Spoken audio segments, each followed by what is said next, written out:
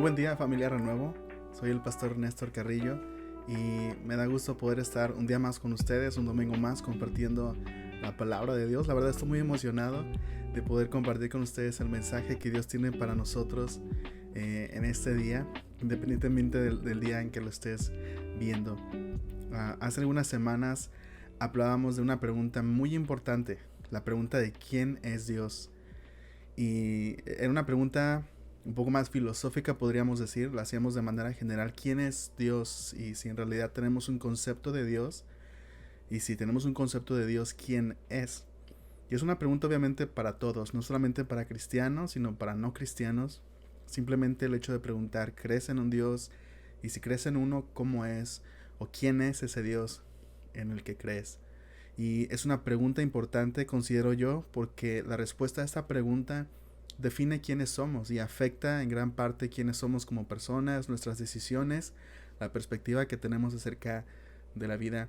Hoy vamos a tratar con otra pregunta que también es importante en este aspecto, porque la respuesta a esta pregunta determina cómo pensamos en ciertos aspectos de la vida, y la respuesta a esta pregunta afecta cómo nos relacionamos o cómo vemos nuestra relación con Dios y cómo vemos nuestra relación con otras personas también. La pregunta es: ¿cómo lidia Dios con el problema del pecado y el perdón? ¿Cómo lidia Dios con el problema del pecado y del perdón? Es decir, ¿cómo una persona llega a estar bien con Dios?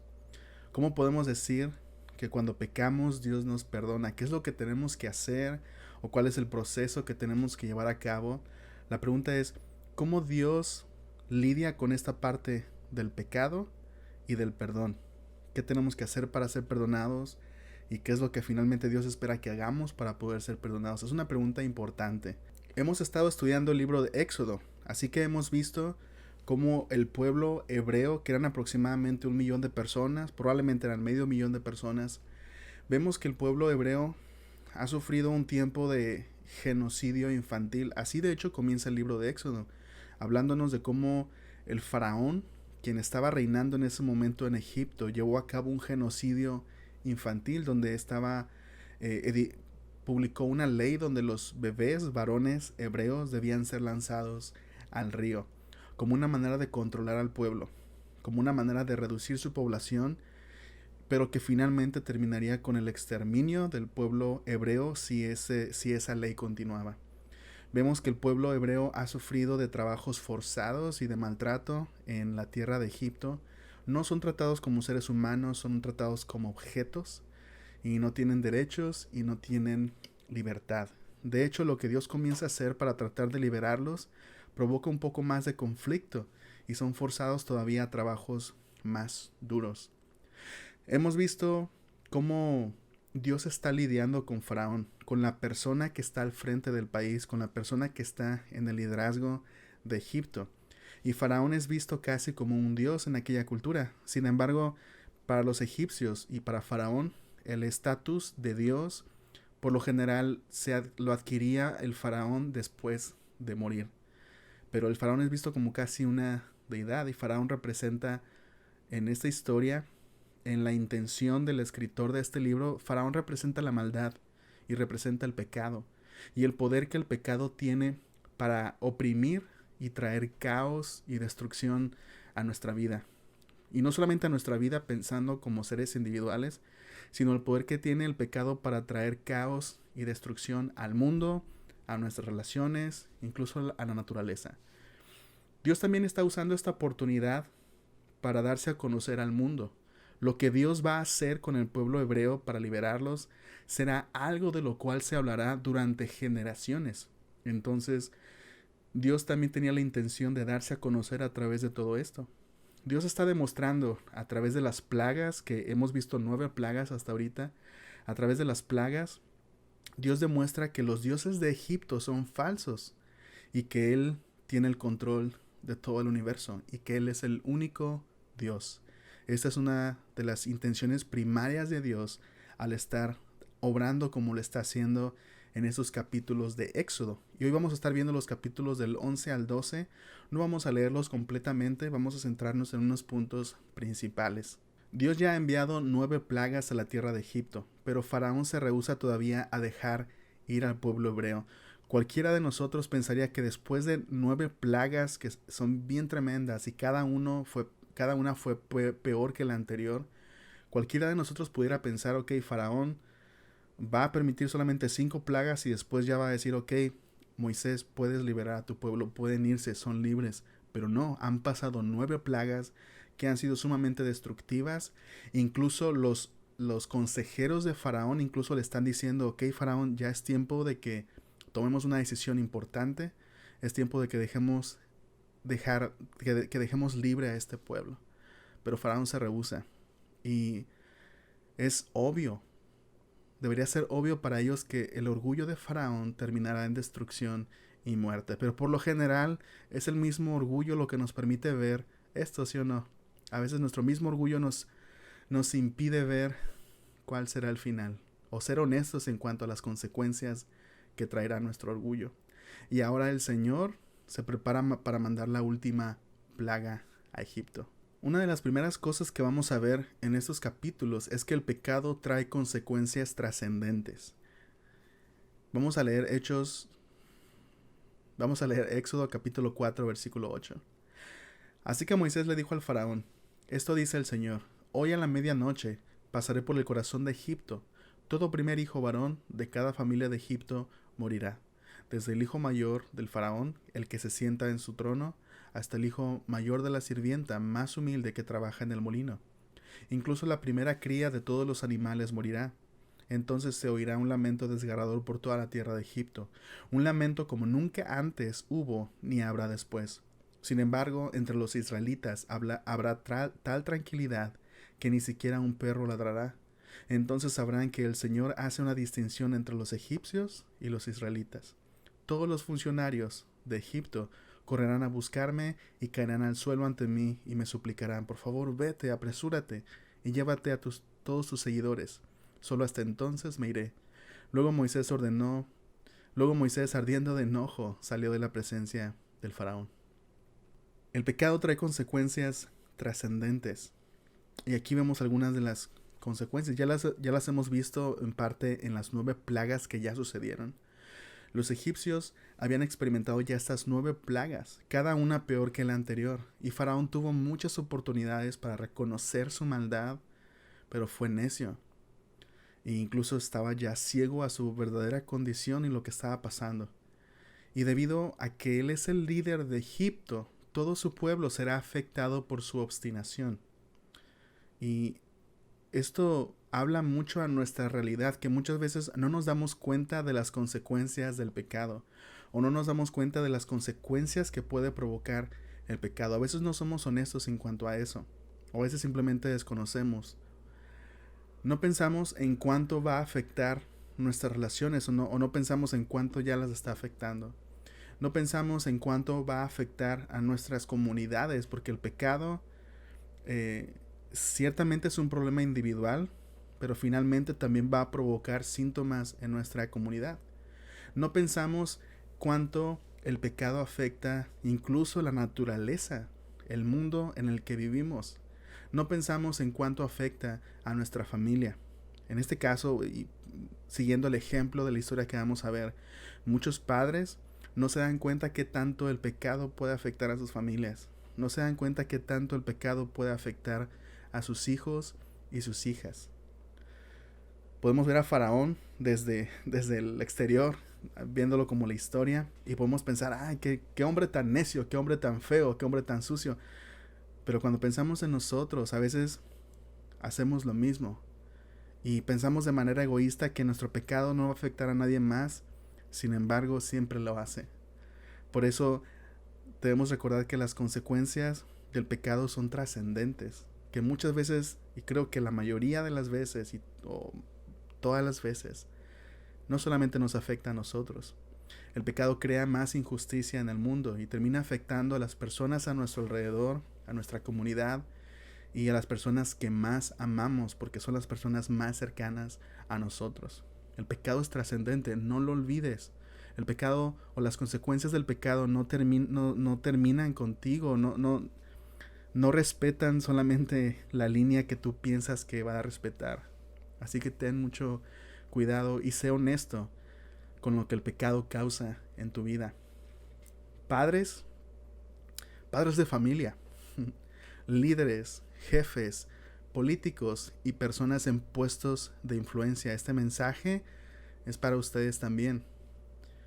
Si Dios te ha puesto en una posición de influencia, como padres de familia, como maestros, como jefes, como propietarios de compañías, como políticos, si Dios te ha puesto como líder, si Dios te ha puesto en un lugar de influencia y sobre todo, más importante, si Dios te ha dado personas.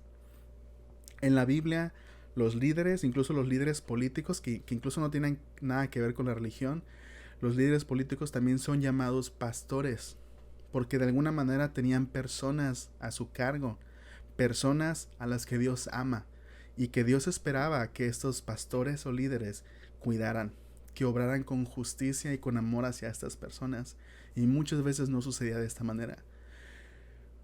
Los pecados de los pastores, los pecados de las personas en autoridad, los pecados de las personas que tienen a otras personas debajo de ellos, son pecados que finalmente van a terminar afectándolos y puede traer consecuencias devastadoras.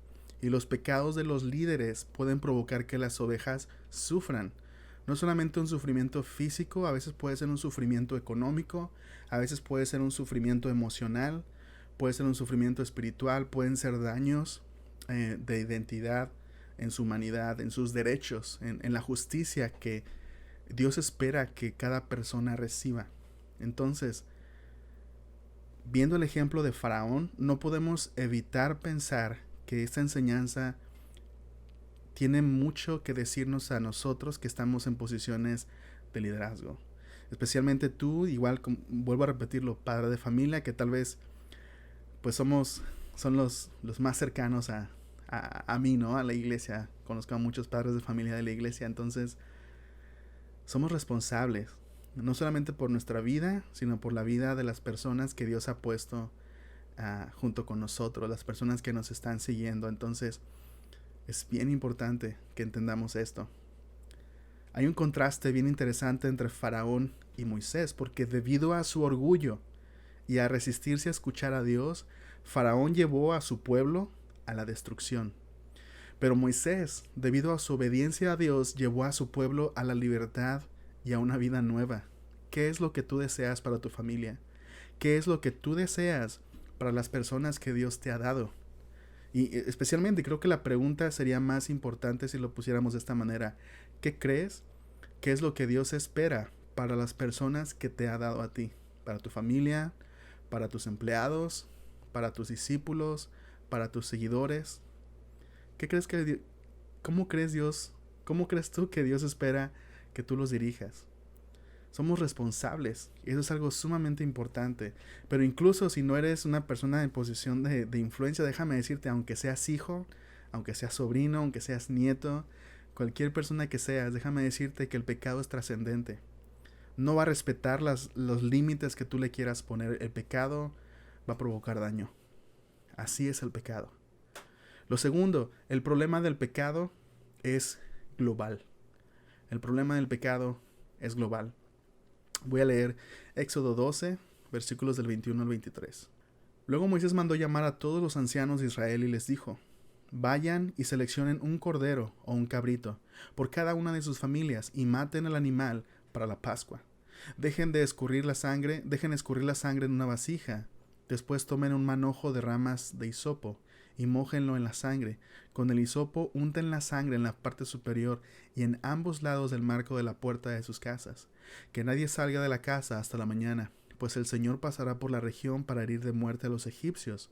Pero cuando él vea la sangre en la parte superior y en ambos lados del marco de la puerta, el Señor pasará esa casa de largo. No permitirá que su ángel de la muerte entre en las casas de ustedes y los hiera de muerte. Esta es la 10ª plaga. Y es descrito como el ángel de la muerte. O también es descrito como si Dios pasara en medio de la nación de Egipto y él tomara la vida de todos los primogénitos, es decir, de todos los hijos nacidos primero. Es lo que pasaría en esta 10ª plaga. Y Dios comienza a hacer algo. Vemos en estos capítulos el lenguaje cambia un poco en el sentido de que se comienzan a describir como ceremonias, porque ahora el lenguaje es un poco más litúrgico, porque Dios está estableciendo un nuevo evento, una nueva celebración que los hebreos debían celebrar durante todas sus generaciones. Es lo que se le conoce como la Pascua. No es un campamento, la Pascua no es una celebración donde un conejo esconde huevos. La Pascua es este evento que consistía de diferentes elementos en cuanto a la liturgia, y vamos a hablar solamente algunos de ellos, pero básicamente el corazón de la Pascua era de cómo Dios, al traer esta plaga de muerte, lo que los judíos tenían que hacer para evitar que al pasar por sus casas Dios tomara la vida también de los primogénitos. Tenemos que entender algo: todos hemos pecado. Es una realidad que es descrita en diferentes partes en la Biblia. Todo ser humano ha sido manchado por el pecado. Aunque el pueblo hebreo había sido oprimido en Egipto por 400 años, no significa que ellos eran inocentes de todo pecado. De hecho, aunque serían liberados inmediatamente, durante muchos años su pecado los llevaría a viajar por el desierto, y Dios lidiaría constantemente con el pecado de los israelitas, del pueblo hebreo. Una frase que leí decía: Dios sacó a su pueblo de Egipto, pero fue mucho más difícil sacar a Egipto de su pueblo. Las costumbres que ya traían, los dioses en los que ya creían, y todas estas ideas con las que venían de Egipto, fueron libres del territorio, pero en sus corazones muchos de ellos continuaron siendo esclavos de la vida que habían vivido. Es similar a aquellos que se convierten en el cristianismo. Aunque hay una decisión y hay un cambio, muchas veces no cambian rápidamente o no cambian todo de una manera rápida. Muchas veces es un proceso que dura toda la vida, que aprendemos a vivir en libertad del pecado. Dios nos saca del pecado, pero después comienza a sacar el pecado de nosotros a través de su palabra, a través de convencernos de lo que es verdad y desafiarnos a decidir dejarlo de una vez por todas. Entonces hay un poco de similitud aquí, pero todos hemos pecado. Todo ser humano ha fallado en amar a Dios y amar a su prójimo. Hay algo que está implicado en esos versículos, y es que los primeros hijos de los hebreos también debieron morir, porque el pecado no es un problema de una sola raza, o no es problema de una sola cultura.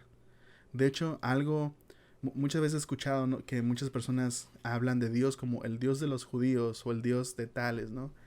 Como asumiendo que porque es el Dios de los judíos, está totalmente de acuerdo con todo lo que pasó en la cultura judía en aquellos tiempos, y como ellos crearon a ese Dios, entonces no tendrían problemas. Pero vemos que ese no es el caso.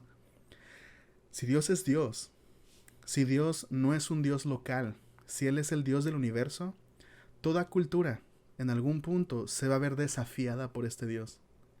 Toda cultura en algún punto va a descubrir un punto de discrepancia con Dios.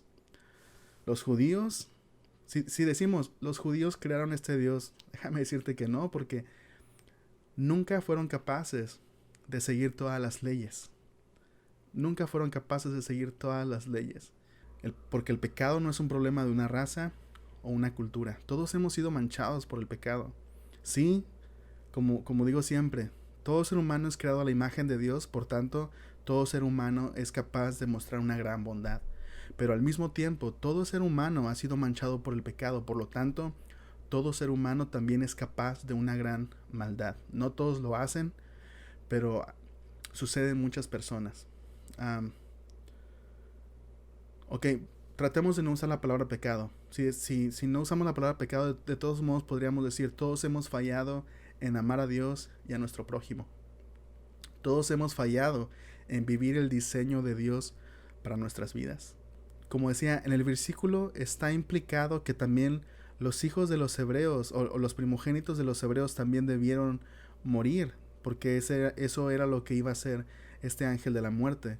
Pero entonces podemos preguntarnos, ¿por qué Dios hace esta distinción? ¿Por qué Dios hace distinción entre los egipcios y los hebreos? ¿Cuál es el parámetro? Bueno, algo que vamos a ver es que por los hebreos alguien va a morir en su lugar. Y esto nos lleva al tercer punto. Para no morir por nuestros pecados, necesitamos un sustituto. Para no morir por nuestros pecados, necesitamos un sustituto. Voy a leer Éxodo 12 del 21 al 23.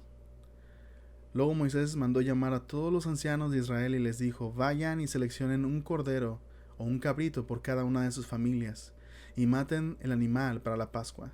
Dejen escurrir la sangre en una vasija. Después tomen un manojo de ramas de hisopo y mójenlo en la sangre. Con el hisopo usted unten la sangre en la parte superior de ambos lados del marco de la puerta de sus casas. Que nadie salga de la casa hasta la mañana, pues el Señor pasará por la región para herir de muerte a los egipcios. Pero cuando él vea la sangre en la parte superior y en ambos lados del marco de la puerta, el Señor pasará esa casa de largo. No permitirá que su ángel de la muerte entre en las casas de ustedes y los hiera de muerte. El ángel de la muerte, que es como se menciona aquí a la 9ª plaga, pasaría frente a las puertas no solamente de los egipcios, sino dice aquí también de los hebreos. El Señor les instruye para llevar a cabo la primera Pascua. Tomarían uno de los rituales principales en esta festividad, que en esta primera ocasión no solamente era una festividad, sino era la primera vez que lo hacían. El Señor les instruye para llevar a cabo esto. Tomarían un cordero o un cabrito. Tenía que ser macho, de 1 año, sin defecto. Lo matarían y con su sangre pintarían el marco de las puertas, el marco de arriba, de un lado y del otro. Cuando el ángel de la muerte pasara por ese hogar, el ángel vería que en ese hogar ya está la marca de sangre. Alguien ya entregó su vida en ese hogar. En ese hogar el juicio de Dios ya fue ejecutado. Ya había sido llevado a cabo el juicio de Dios. Alguien ya había entregado su vida. Por lo tanto, el ángel no entraría a ese hogar. La celebración de la Pascua contenía otros elementos, como comer panes sin levadura, y deberían comer los alimentos vestidos, listos para salir de Egipto. Lo comerían también con hierbas amargas, para recordarles la opresión de la cual fueron liberados. Pero en la Pascua tenemos parte de la respuesta a la pregunta: ¿cómo Dios lidia con el pecado? Si Dios es justo, entonces tiene que hacer justicia. Si alguien peca, esa persona tiene que pagar. Si alguien hace algo malo, esa persona tiene que pagar. Y la Biblia dice que la paga del pecado es muerte. Por lo tanto, si alguien peca, debe pagar con su vida. Dios es justo, por lo tanto debe hacer justicia. Pero Dios quiere darnos perdón. Entonces, ¿cómo Dios resuelve este conflicto? ¿Acaso Dios dice: ok, pecaste, pero voy a dejártelo pasar? Entonces Dios no sería justo, porque estaría permitiendo injusticia. Pero si Dios dice: no, pecaste y tienes que pagarlo, entonces ¿cómo es que puede perdonarnos? ¿Cómo Dios resuelve este conflicto? ¿Cómo Dios puede ser al mismo tiempo justo y cómo al mismo tiempo puede extendernos el perdón? Y hay un conflicto en toda la Biblia. Es una pregunta que se mantiene en tensión durante gran parte de la Biblia y donde no es muy clara la respuesta. Pero aquí vemos una sombra. Vemos aquí un anuncio, una promesa de cómo es que Dios resuelve esta tensión. Y una vez más te digo, la respuesta a esta pregunta es importante. ¿Cómo crees que Dios entonces lidia con tu pecado? Primero, Dios no reduce la gravedad de nuestro pecado. Dios no simplemente ignora nuestro pecado. O Dios no simplemente dice: ok, te lo voy a dejar pasar y te perdono. ¿Te imaginas? Una persona que fue lastimada y que pensara que Dios trata así con las personas que lastiman. El pecado es devastador. El pecado tiene un precio y ese precio es la vida. Y aquí vemos esta tensión. ¿Por qué los egipcios ¿Por qué en los hogares egipcios un primogénito tuvo que morir, pero por qué en el hogar de los hebreos no murieron? Y la respuesta es esta.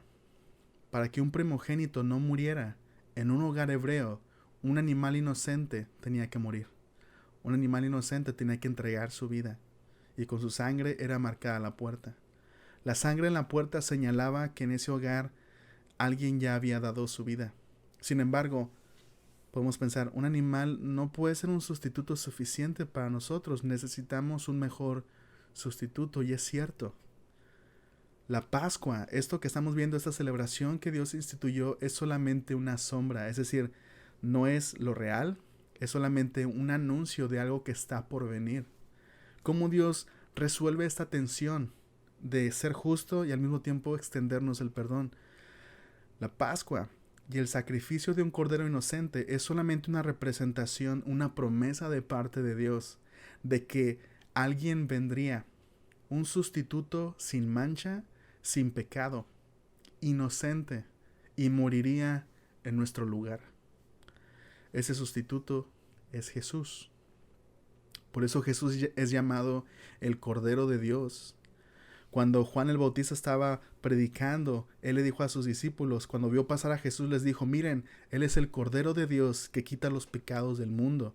Y en ese momento los discípulos de Juan comprendieron esa imagen, porque conocían la Pascua, conocían el sistema de sacrificios, de cómo se entregaba un cordero y cómo el cordero era un sustituto. En vez de morir yo, en vez de yo entregar mi vida, este cordero entrega su vida por mí. Este cordero inocente entrega su vida por mí. Este cordero sin mancha. Y cuando Juan le dice a sus discípulos, Jesús, él, el que va pasando por ahí, es el Cordero de Dios que quita los pecados del mundo. En aquella noche, en esta noche donde murieron los primogénitos egipcios y donde los primogénitos hebreos fueron perdonados, en esa misma noche, Dios mismo, que existe fuera del tiempo, miles de años después, estaba entregando a su único hijo en la cruz. Dios mismo entregaría a su hijo para que todos los que crean en Jesús puedan tener perdón de pecados. Y eso es sumamente hermoso. Esto es sumamente poderoso de cómo Dios entregó a su hijo y cómo Jesús es nuestro sustituto. Y que a través de la fe en Jesús nosotros podemos tener perdón de nuestros pecados. Y así se resuelve esta tensión. Esta tensión de cómo Dios puede ser al mismo tiempo justo y cómo puede ser al mismo tiempo perdonador. Cómo puede al mismo tiempo castigar el pecado y cómo puede al mismo tiempo perdonarlo. Y la respuesta, esta tensión que durante toda la Biblia y durante muchos años estuvo presente, se resuelve perfectamente en Jesucristo, su Hijo único. Y en Jesucristo, Dios pone en Jesús los pecados de todos nosotros. Y en vez de morir nosotros, en vez de nosotros entregar nuestra vida, Jesús entrega su vida por nosotros. Y al transferirle a Jesús nuestros pecados, nosotros podemos ser perdonados. Y Dios nos puede extender el perdón. Y en la muerte de Jesús, un madero se manchó de sangre con su vida. Y ahora nosotros tenemos libertad cuando creemos en Jesús. Así que todos quienes depositan su fe en Jesús, y Jesús en una ocasión dijo, quienes coman de mi carne y beban mi sangre, dijo Jesús en una ocasión. Y probablemente muchos judíos pensaron en la imagen de comer el cordero. Lo que Jesús estaba diciendo es cuando comemos algo, dejamos que ese algo nutra nuestro cuerpo. Creer en Jesús es similar. Creer en Jesús es tener una fe en Él de tal manera que quien es Él nutre nuestro cuerpo o da sus efectos a nosotros. Y el efecto en este caso es darnos vida y libertad por su sangre derramada en la cruz. Y a través de la vida de Jesús, nosotros tenemos libertad. Y así es como Dios lidia con el pecado sin destruir al pecador. Y Jesús, siendo un mejor cordero, siendo un mejor sustituto y siendo un mejor Moisés, Jesús partió el mar de la muerte y del pecado al resucitar de los muertos y abrió para nosotros un camino hacia Dios. Ese es Jesús. Ese es el Jesús en el que nosotros creemos y en el que tú puedes creer el día de hoy. Recuerda una vez más, las consecuencias del pecado son trascendentes. Y no solamente eso, el problema del pecado es un problema global. Todos hemos pecado, todos estamos manchados con el pecado. Y finalmente, para no morir por nuestros pecados, necesitamos un sustituto. De esta manera Dios nos perdona y Dios nos pone a cuentas con Él. Al decir, si crees en mi Hijo Jesucristo, quien murió por tus pecados, entonces eres considerado justo, sin pecado, como si nunca hubieras pecado. Y no solamente eso, como si ya hubieras cumplido todos los requerimientos de la justicia. Eso significa creer en Jesús y esos son sus efectos en nosotros. Así que la invitación de hoy es creer en Jesús, con una fe en quién es Él. Y con una fe que dice que su sacrificio en la cruz es verdadero y que por su vida, por su sangre derramada, nosotros tenemos ahora perdón. Ese es Jesús. Ese es el Cordero de Dios que quita el pecado del mundo. Y si tú crees en Él, si tú crees en Jesús, tú puedes tener vida eterna y puedes tener libertad y puedes ser librado del poder del pecado y de la opresión y comenzar una vida de seguir a Jesús y aprendiendo a cómo amar a Dios y cómo amar a tu prójimo. Si estás en una iglesia en casa, me gustaría que el líder de iglesia en casa pudiera hacer la invitación de una manera más personal. Si no estás en una iglesia en casa, si no estás escuchando solamente por YouTube, me gustaría hacerte esta invitación y que lo hicieras personal. Al cerrar este video, haz una oración y pídele a Dios que te ayude a comprender este mensaje y pídele a Él que el sacrificio de Jesús se haga efectivo en tu vida y que la sangre de Jesús pueda darte vida y libertad en Él. Déjame hacer una oración. Padre, te doy gracias por este hermoso regalo que tú nos has dado, Señor, porque enviaste a tu Hijo Jesús a sustituirnos en la cruz, a morir por nosotros y al resucitar, Señor, darnos vida y libertad y darnos la esperanza de que al igual que Él seremos resucitados a nueva vida y que viviremos para siempre contigo, Señor. Así que permite que las personas que están escuchando este mensaje puedan creer y encuéntrala, Señor. Pon a personas a su alrededor que las ayuden a caminar en su fe, Señor, en esta nueva vida y que puedan ayudarles a entender, a conocer más de tu palabra y más de ti, Señor. Te lo pido en el nombre de Jesús. Amén. Por mi parte es todo. Dios te bendiga y nos vemos la próxima semana.